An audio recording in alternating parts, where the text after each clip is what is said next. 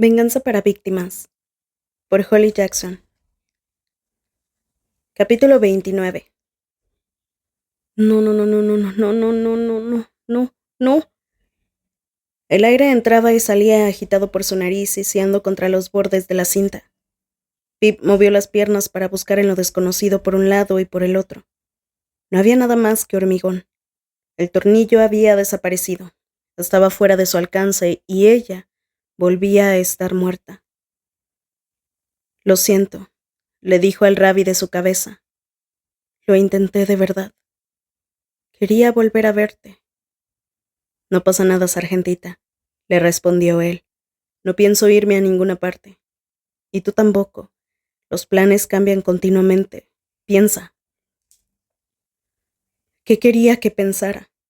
Esa había sido su última oportunidad, el único resquicio de esperanza, y ahora el terror se estaba alimentando también de eso. Ravi se sentó con ella espalda con espalda, pero en realidad era la pesada cubeta de herbicida lo que reposaba sobre sus hombros, resbalándosele por la esquina suelta de la repisa. El metal crujió y se desformó.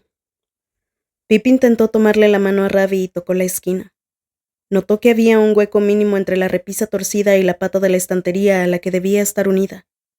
Era diminuto, pero lo bastante grande como para que cupiera una uña. Así que también pasaría la cinta americana que apretaba sus muñecas. Pip aguantó la respiración mientras lo intentaba. Bajó las manos e introdujo la cinta por ese hueco. Se quedó enganchada en la repisa, así que agitó las manos hasta que se soltó. Deslizó sus ligaduras por debajo de la repisa, de modo que solo estaba atada a la parte más baja de la estantería. Lo único que la mantenía allí era esa parte de la pata y el suelo sobre el que se apoyaba. Si pudiera levantar de alguna forma la estantería, podría pasar la cinta por debajo y liberarse. Arrastró los pies atados para palpar la zona con cuidado, para que la cubeta no se cayera. Se le hundieron las piernas en el canal que recorría el suelo de hormigón. Era buena idea, en realidad. Si pudiera arrastrarse hacia adelante y llegar al canalón, habría espacio debajo de la pata para poder soltarse. Pero ¿cómo iba a arrastrar la estantería? Estaba pegada a ella por las muñecas y tenía los brazos a la espalda. Si no había sido capaz de usarlos para forcejear contra Jason Bell, era imposible que pudiera levantar ese mueble tan pesado. No era tan fuerte, y si pretendía sobrevivir debía ser consciente de sus límites. Esa no era la forma de salir de allí. ¿Y cuál es? Intervino Ravi. Una idea. La cinta americana se había desgarrado con la repisa torcida cuando había bajado las manos. Si seguía pasándola por el hueco, se seguiría desgarrando, y a lo mejor conseguiría hacer pequeños agujeros en las ataduras. Pero eso le iba a llevar un tiempo, como el que ya había pasado aflojando la tuerca y sacando el tornillo. Jason podría volver en cualquier momento. Pip debía de llevar aproximadamente una hora sola, tal vez más. Sola, aunque Ravi estuviera allí en su cabeza. Pensaba con su voz. Era su salvavidas, su piedra angular. El tiempo era un obstáculo, la fuerza de sus brazos otro. ¿Qué le quedaba? Las piernas. Tenía las piernas libres y al contrario de los brazos sí que eran fuertes. Llevaba meses corriendo para huir de los monstruos. Quizá fuera demasiado débil para jalar la estantería, pero igual era capaz de empujarla. Pip volvió a explorar lo desconocido con las piernas, estirándose hasta la pata trasera de la estantería. A través de la tela de los tenis notó que no estaba pegada a la pared. Se encontraba separada a unos centímetros, al menos el ancho de su pie. No había mucho espacio, pero sería suficiente. Si conseguía empujar la estantería hacia atrás, se volcaría y se recostaría contra la pared. Entonces, las patas delanteras quedarían levantadas como un insecto boca arriba. Ese era el plan. Un buen plan. Y quizá viviría para volver a ver a todo el mundo. Pip balanceó las piernas hacia adelante y clavó los talones en el hormigón utilizando el borde del canalón para impulsarse. Hizo fuerza con los hombros contra la estantería, aún sujetando la cubeta para que no se resbalara. Hizo fuerza con los talones y se levantó del suelo. Vamos, se dijo, y ya no tenía que hablarse con la voz de Ravi. La suya era suficiente. Pip chilló por el esfuerzo y su voz sonó amortiguada por la máscara de la muerte. Apoyó la cabeza contra la pata de la estantería y empujó más. Notó un movimiento, o igual solo era un engaño de la esperanza. Acercó un pie, luego el otro y volvió a llevarlos hasta el canalón, empujando fuerte los hombros contra la estantería. Le temblaron los músculos de las piernas y sintió que el estómago se le desgarraba, pero sabía que eso era lo que necesitaba. Era eso o la muerte. Y empujó y empujó y empujó. La estantería cedió. Se cayó hacia atrás. El metal repicó al chocar contra el ladrillo. La cubeta por fin cayó con un ruido sordo, abriéndose al chocar contra el hormigón. Las otras se resbalaron y se precipitaron contra la pared. Un olor químico muy intenso llenaba la sala y un líquido le mojaba las piernas. Pero todo eso no importaba. Pip bajó las ataduras por la pata de metal, y allí abajo del todo estaba la libertad. Solo se había levantado un par de centímetros del suelo, o eso es lo que parecía, pero era más que suficiente. Deslizó la cinta por el extremo y fue libre. Libre, pero no del todo. Pip se alejó de las estanterías y del líquido que se acumulaba a su alrededor. Se acostó de lado, se llevó las piernas al pecho y pasó las manos atadas por encima de los pies. Ya tenía los brazos delante. La cinta se despegó con facilidad. Una mano salió por el hueco que había dejado la pata y luego liberó la otra. La cara. Lo siguiente era la cara. A ciegas fue tocando la máscara de cinta americana buscando el extremo que había dejado Jason. Allí estaba junto a la sien. Lo jaló y la cinta se fue despegando con un fuerte ruido. Le jalaba la piel, las pestañas y las cejas, pero Pip se la arrancó rápido y abrió los ojos. Parpadeó y miró el frío almacén y la estantería destrozada. Continuó jalando y arrancando. El dolor era agonizante. Tenía la piel en carne viva, pero era un dolor bueno porque significaba que iba a vivir. Se sujetó el cabello para evitar arrancarlo de raíz, pero la cinta se llevó al menos algunos mechones. Desenrolló y desenrolló. Por encima de la cabeza y por debajo de la nariz se liberó la boca y tomó aire con fuerza. La barbilla, una oreja, la otra. Pip tiró la máscara al suelo. La cinta americana, larga y serpenteante, estaba llena de cabello y pequeñas manchas de sangre. Jason le había robado la cara, pero ella la había recuperado. Pip se inclinó y se desató los tobillos, luego se levantó. Le temblaban las piernas y casi se desplomaron al sentir su peso. Ahora la sala. Solo tenía que salir de allí y estaría viva. Prácticamente. Se escabulló hasta la puerta, pero se tropezó con algo en el camino. Miró hacia abajo. Era el tornillo que se le había caído. Había rodado casi hasta la salida. Pip agarró el picaporte y lo jaló hacia abajo sabiendo que era inútil. Había escuchado a Jason encerrarla, pero había una puerta al otro lado del almacén. No daría al exterior, pero sí a alguna parte. Pip fue corriendo hacia ella. Los tenis rechinaron contra el suelo de hormigón. Tropezó y perdió el control hasta chocar contra una mesa que había junto a la puerta. Encima de esta había una caja de herramientas que se movió haciendo un ruido metálico. Pip se enderezó y jaló el picaporte de la puerta. Estaba cerrada con llave. ¡Demonios! Se fue hacia el otro lado, hacia la cubeta de herbicida. El líquido oscuro se derramaba en el canalón como un río maldito. En él se reflejaba una línea brillante, pero no era de las luces del techo. Provenía de la ventana, arriba, enfrente de ella, que dejaba pasar las últimas luces de la tarde, o las primeras. Pip no sabía qué hora era, y la estantería volcada contra la pared llegaba hasta arriba como si de una escalera se tratara. La ventana era pequeña y no parecía que estuviera abierta, pero Pip cabía por ella, estaba segura, y si no, haría lo que fuera por caber. Subiría hasta allí y saltaría al exterior. Solo necesitaba algo con lo que romper el cristal. Miró a su alrededor. Jason había dejado el rollo de cinta americana en el suelo junto a la puerta. A su lado había una bobina de cuerda azul. La cuerda azul. Cuando se dio cuenta se estremeció. Era la que el asesino de la cinta iba a utilizar para matarla. Iba. Aunque todavía podría usarla si llegara en ese mismo instante. ¿Qué más había ahí? Solo ella y un montón de herbicidas y fertilizantes. Un momento. Su mente dio un salto hacia el otro lado del almacén. Había una caja de herramientas. Corrió de nuevo hacia allá.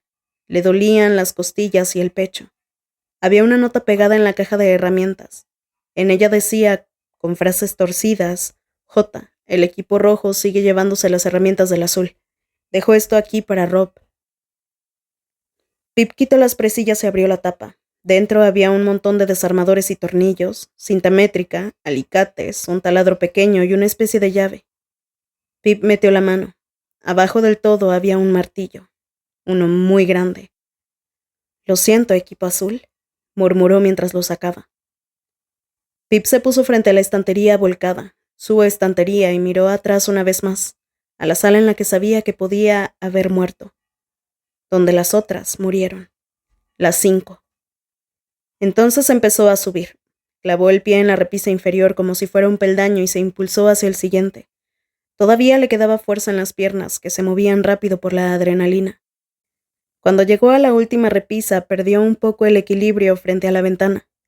Tenía un martillo en la mano y había un cristal sin romper delante de ella. Pip tenía experiencia con esto. Su brazo sabía qué hacer, se acordaba, y se echó hacia atrás para tomar impulso. Golpeó la ventana, que se rajó formando una tela de araña que se extendía por todo el cristal reforzado. Golpeó otra vez y entonces el martillo atravesó el cristal que se hizo añicos a su alrededor. Quedaron trozos en el marco, pero los arrancó uno por uno para no cortarse. ¿A qué distancia estaba del suelo? Tiró el martillo y lo vio caer contra la gravilla. No estaba muy alto. No le pasaría nada si doblaba las rodillas. Ahora solo estaba en ella y un agujero en la pared, y algo la esperaba al otro lado. No algo, todo. La vida, una vida normal, y el equipo Ravi y Pip, y sus padres, y Josh, y Kara, y todos. Puede que incluso la estuvieran buscando, aunque no llevara mucho tiempo desaparecida. Tal vez algunas partes de ella ya no estuvieran, partes que quizá no recuperaría, pero ella todavía estaba allí, e iba a volver a casa. Pip se agarró al marco de la ventana y se impulsó hacia adelante con las piernas levantadas. Se agachó un poco para posar los hombros y la cabeza. Miró hacia abajo, a la gravilla, al martillo, y saltó. Cayó de pie, con fuerza, y el impacto le subió por las piernas. Sintió un dolor en la rodilla izquierda, pero era libre y estaba viva. Respiró tan fuerte que casi parecía una risa. Lo había conseguido. Había sobrevivido. Pip se paró a escuchar. El único sonido era el del viento entre los árboles, una brisa que ahora también le entraba a ella por la nariz y la boca y soplaba por sus costillas. Pip se agachó y tomó el martillo, sujetándolo a un lado por si acaso, pero en cuanto dobló la esquina del edificio vio que el complejo estaba vacío. El coche de Jason no estaba y la puerta volvía a estar cerrada. La valla metálica era muy alta, demasiado. Jamás podría treparla. Pero la parte de atrás del jardín estaba bordeada por árboles y seguramente la valla no los rodeara. Nuevo plan. Solo tenía que seguir los árboles. Seguir los árboles, encontrar una calle, una casa, a alguien, llamar a la policía. Eso era todo. Quedaba lo más fácil. Tan solo mover un pie delante del otro. Un pie delante del otro. El crujido de la gravilla. Pasó por delante de las camionetas estacionadas de grandes contenedores y máquinas, camiones con podadoras y una pequeña carretilla elevadora. Un pie delante del otro. La gravilla se convirtió en arena, que se convirtió en el crujido de las hojas. El último rayo de sol ya se había escondido, pero la luna había salido temprano y vigilaba a Pip. Estaba sobreviviendo. Un pie delante del otro, no hacía falta más. Los tenis y las hojas crujían bajo sus pies. Soltó el martillo y continuó entre los árboles. Un nuevo sonido la detuvo. El rugido distante del motor de un coche. La puerta cerrándose detrás de ella a lo lejos. El chirrido del portón. Pip se escondió detrás de un árbol y miró hacia los edificios. 2 luces amarillas le guiñaban entre las ramas a medida que avanzaba. Escuchó las llantas sobre la gravilla. Era el asesino de la cinta, Jason Bell. Había vuelto. Había regresado para matarla. Pero no la encontraría allí, solo a las partes que ella había dejado atrás. Pip se había ido. Había escapado. Lo único que tenía que hacer era encontrar una casa, a una persona y llamar a la policía. Eso era lo fácil, podía hacerlo. Se dio la vuelta dejando las luces atrás en lo desconocido. Siguió avanzando, acelerando el paso. Solo tenía que llamar a la policía y contárselo todo, que el asesino de la cinta había intentado matarla y que sabía quién era. Incluso podía llamar al inspector Hawkins directamente, seguro que lo entendería. Vaciló un instante con un pie flotando sobre el suelo. Un momento. ¿Lo entendería? ¿Qué va? Nunca entendía nada. Y ni siquiera era cuestión de comprender, era cuestión de creer. Se lo había dicho a la cara amablemente, pero el mensaje le había llegado igualmente, que se lo estaba imaginando. Que no tenía un acosador, que eran imaginaciones suyas, que veía peligro en cada esquina a causa del trauma que había vivido. Él había formado parte de ese trauma porque no le había creído cuando había acudido a decirle lo que le había pasado a Jamie. Era un patrón que se repetía. No era un patrón, era un círculo. El final era el principio. Hawkins no le había creído antes, en 2 ocasiones, ¿por qué pensaba que ahora sí? La voz de su cabeza ya no era Ravi, sino el inspector. Lo dijo amablemente, pero el mensaje le llegó igualmente. El asesino de la cinta está en la cárcel. Lleva años encerrado. Confesó. Eso es lo que él diría. Billy Carras no es el asesino de la cinta, le contestaría Pip. Es Jason Bell. Hawkins negó con la cabeza dentro de la suya. Jason Bell es un hombre respetable, padre, marido. Ya ha sufrido bastante por lo que le pasó a Andy. Hace años que lo conozco, a veces jugamos al tenis. Es amigo mío. ¿No crees que me habría dado cuenta? Él no es el asesino de la cinta y no supone ningún peligro para ti, Pip. ¿Sigues yendo a terapia? ¿Te están ayudando? Le estoy pidiendo ayuda a usted. Se la pedía una y otra vez, pero ¿cuándo aprendería? ¿Cuándo rompería el círculo? Y si sus peores miedos eran ciertos, si la policía no le creía y no arrestaba a Jason, ¿entonces qué? El asesino de la cinta seguiría en libertad. Jason podría volver a raptarla porque era muy escandalosa y tenía que hacerla callar de alguna forma. Él se saldría con la suya, como sucedía siempre. Él, Max Hastings, por encima de la ley porque la ley estaba mal. Dejaban tras de sí una legión de chicas muertas y de ojos sin vida. No me creerán, se dijo Pip con su propia voz esta vez. Nunca nos creen. Lo dijo en voz alta para escucharlo, para entenderlo. Estaba sola. Charlie Green no era quien tenía todas las respuestas, era ella. No necesitaba que él se lo dijera para saber qué debía hacer. Romper el círculo. Tenía que encargarse ella aquí y ahora, y solo había una forma de hacerlo. Pip se dio la vuelta. Las hojas crujieron bajo sus pies y se enganchaban a la suela blanca de sus zapatos. Y caminó de vuelta.